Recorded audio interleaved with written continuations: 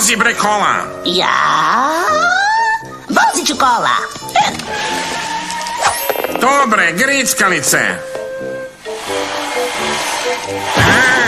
Lignjoslav je u zatvoru. Ali bio sam na grickalicama. Reci to sudi.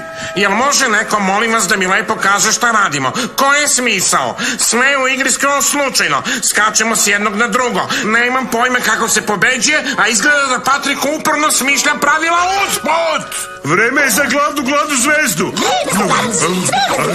Dobro, idem ja sad napolje. Ako neko kaže na poljence, svi moraju odmah da idu napolje. Ali nisam rekao na poljence, nego...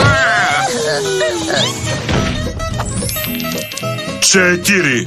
Na polju smo za smejanje. Svi se smejte.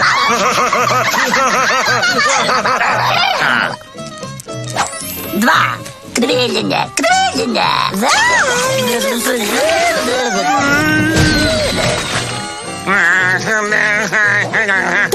Pravo kreveljenje. Lignjoslave, pa ti si konačno shvatio pravila. Da, razumeo sam pravila. Pravila su takva da nema veze ko šta dobije. Samo izmisliš šta hoćeš. Tako mogu da bacim kocke i kažem da sam dobio. Bravo, Lignjoslave, pobedio si. Svaka čast, Lignjoslave. Upravo ste, to je bio dobar potez. Ne tako brzo. Nijedan igrač ne može da se proglasi pobednikom. Opet to radiš.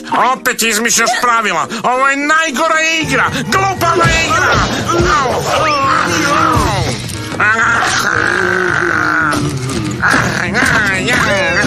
Uništavaš privatnu svojinu. Vidim da si višestruki prestupnik. Sad ćeš u pravi zatvor.